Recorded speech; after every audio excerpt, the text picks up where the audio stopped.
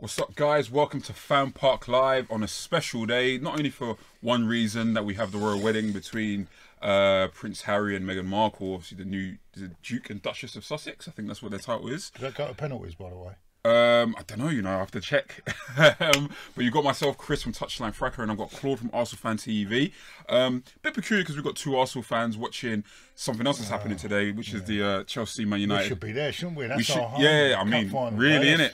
Do you know what? It's kind of strange if you think about just how regularly we've been making it. Like we went through like years without getting to a final, and now Wembley happens, and then it's a bit strange us not being there. But we've got Chelsea Manchester United, so that's pretty much a big game. I think. Big decision in the game, mate. Big decision. I mean, we're going to get through that and obviously talk about that game there, because you got a team there that's two teams that will be 50-50 throughout that whole game, and then it'll be a shame, I think, if the game just goes down to that one decision. I mean, what did you think about it? Well, I thought it was a red card. I'm even surprised it didn't go to VAR because, I mean, he's definitely he's the last man, and I mean, he's through on goal. It's a red card. They've got like, I think what it is the cup. I think he's thinking this is the cup final. Yeah. I can't make it 10 men, but by the laws of the game, he should have been off. And if Man United get back into the game, there's going to be a lot of stinker over there. Yeah, there's going to be a lot of... I mean, if Man United get back into the game, there's going to be a lot of stick about it, because even Conte was fuming on the... Well, yeah, when I was seeing the footage and I was seeing Conte go off, I was thinking to myself, okay, well, what was going on? Because where I was watching the game, I couldn't hear any of the commentary. So I was watching it on my phone, like, on the way here. And... yeah, like you said, right, if Man United find a way back into their game, which is they're very capable of doing, and to have it go down to that one decision, I think what would be interesting, obviously we're kind of predicting it more than anything, but if Man United get a decision that goes their way, and how Chelsea, let's say, I don't know, it's a penalty shot on the other side, and United get it when they shouldn't have gotten it. Yeah. Deploy there to put Herrera on Hazard didn't exactly work, did it? Yeah, sorry, say that again? Deploy to put Herrera on Hazard hasn't worked, and that's cost them the... well, I mean, they've done that a couple of seasons ago, right, in the league, and it worked really well at that time, but do you think that would have been the best of me to do it now, especially that they play a little bit differently? And... yeah. Well, I'm surprised. I'm surprised Lukaku's not playing. I mean, there's only one game to go. I mean, might as well, they say he's not fully fit, but there's only one game of the season to go, so you might as well give him 60 minutes at least. I mean, and if it doesn't work out, but maybe he might come on at half-time, who knows. No worries, no worries. Well, guys, listen, I want you to give us a call, and I definitely want to hear some of your opinions during half-time on the number 0203 606 0315. I want plenty of chat, plenty of conversations from Chelsea fans, and think about that decision and whether Jury should have had a red card. And I actually want to talk to United fans and get their opinion on what's been happening with the game as well. I mean, just apart from that decision, obviously it's the main thing that happened during that half of football. How do you think that half went? It's not really. It's a bit. It's a bit of a 50-50 game. Apart from that, I mean, Chelsea seem to be in control, but Man United haven't really. Apart from that late chance at the end, I think it was Phil Jones at the end. But apart from that, it's an even game. But Chelsea are in front now, and it's going to be very difficult for Man United to get back in it, I think. Yeah. What do you think United should do differently to try to get back into the game, whether it be a sub or some sort of tactical change? What do you think they could do a bit different that will challenge Chelsea's defence a little bit more? Maybe bring on Lukaku. At least there's a focal point there. Yeah. It doesn't seem to be a focal point at the moment. I think Lukaku has to come on, whether it's 45 or 60 minutes. He's got to come on. Yeah, definitely. I feel like, generally speaking, with Chelsea United games, they're always very, very tight. Very rarely. You do get the odd kind of blowout, where Chelsea will, blow out Man United or the other way around. But I think, you have two managers that try to set up pretty defensively overall. They try to not lose a game before they try to win it. But I think it's good that we went into this half someone with a goal up, because now it forces the other manager to kind of step out of their comfort zone a little bit and be a bit more offensive. Starting Rashford, Alexis, you've got Pogba, you've got players that can make a difference. And hopefully, I'm a massive fan of Paul Pogba, but he's been a bit underwhelming, I think, since he's arrived at Man United. And it's he's had that a few moments like this, obviously. Well, he hasn't done nothing in the first half, has he? Nor has Alexis. Alexis has been very poor. I'm a big fan of Alexis, but he's been poor in the first half. He's not showed anything in the first half. A lot of misplaced passes.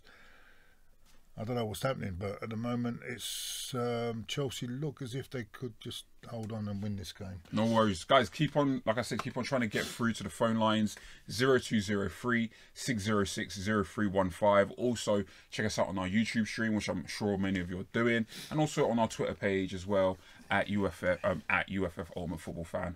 And then obviously get on that and hashtag us and make your comments on that page too. I mean, just let's have a look at their season in general, like both Chelsea's and Man United's, both very underwhelming. United had a bright start to their season. They were keeping up with Manchester City for a little while. Chelsea's similar season to what Arsenal was last season, weren't they? Struggling to get in the top four, left it to the last game, didn't get there. And relying on this FA Cup to get something out of the season. United, unfortunately, they finished second, but in the other season, their total, I think their complete total points is more than when they won the treble, believe it or not. Yeah, that's what's funny because I was just thinking, didn't they get 80 points? No, when they won the treble, they got this season. Yeah, and I think they got 79 in their 78 or 79 points. So, but it's Man City have been incredible, but. I mean, that's the nature of the league now. It's much more competitive, and it's hard to be too judgmental with United, in my opinion, because before the only challenge really were Arsenal, right? And now it isn't just about getting the most amount of points or more points than they had 10 years ago, 20 years ago.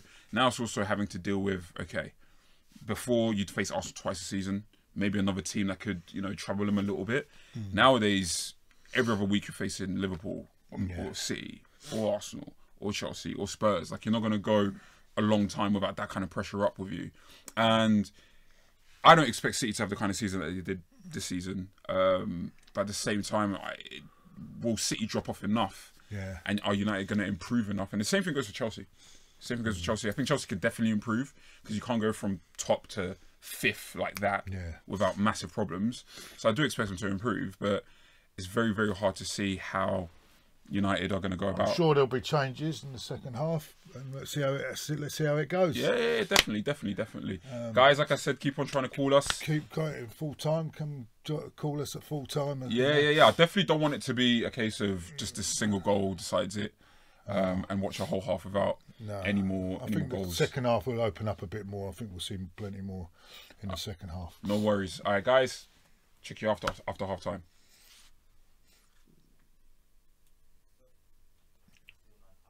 Oh, we're not back yet. Do you know what? Let's talk about like the managerial changes. Obviously we've got Wenger that's left, and then there's a possibility that Conte is leaving as well. You know what I'm thinking about the Wenger situation. I'm not. I'm not spoken to you about that, man. The new manager. I can't believe we're going from Arteta. I think all the top talented European coaches around, and we're after Arteta, and it's just. Well, I mean, I don't get it. I just don't get it. How would you have liked the club to have gone about it? I would have liked a top European coach and we need to change the whole structure, the whole thing needs to be changed. We can't carry on the way we've been carrying on. And I feel with Arteta, we're just going to go on the same road as we've been going under Wenger. And it's just, we need to change it. You're an Arsenal fan. Can you see that changing?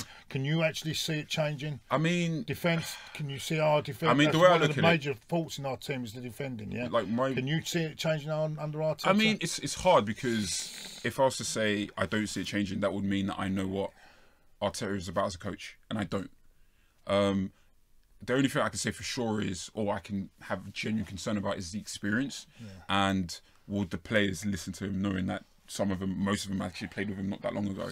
That's the real concern. But in terms of what he knows, what he's got up here, of course, like, experience gives you more time. But you've got guys like Mourinho, for example, who's been in a game as a manager for 20 years at minimum, and he does things that if you didn't know he was him, you'd be like, hey, like, is he worth his salt?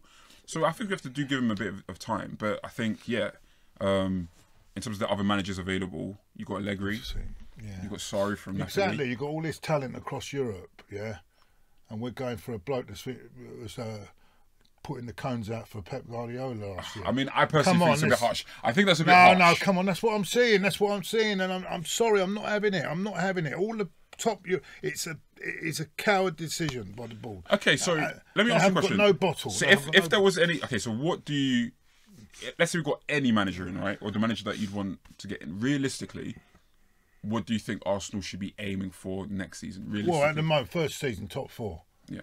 Top 4, and hopefully get a good run in the cup competitions. But let's say the main aim is to get back into the Championship. But let's say the new manager comes in and does that, right? Arteta comes in and does that. How would you look back at what you're saying now? It's all very well, yes, but I'm looking at long term as well, and I'm not sure with this Arteta can do that long. I mean, he's got no experience. This is a big club. It's not just any club. It's a big club. We need someone with experience. I mean, personally speaking, I think the biggest issue. I mean, do you think Chelsea would bring in Jody Morris as the manager?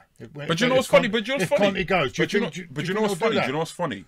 I speak to a lot of Chelsea fans. I'm not going to say most Chelsea fans want to see Jody Morris in the seat, but what they will say is that they've had, even with the success that they've had since Roman came in, there's been a big need for them to feel like they're bringing in more players from the academy and to make Chelsea more of a just closer to home, closer to the fans. And they've not done that enough. If you look at a regular player that started for Chelsea, that's come from the academy, the last one has been, Chelsea fans, correct me if I'm wrong, but John Terry.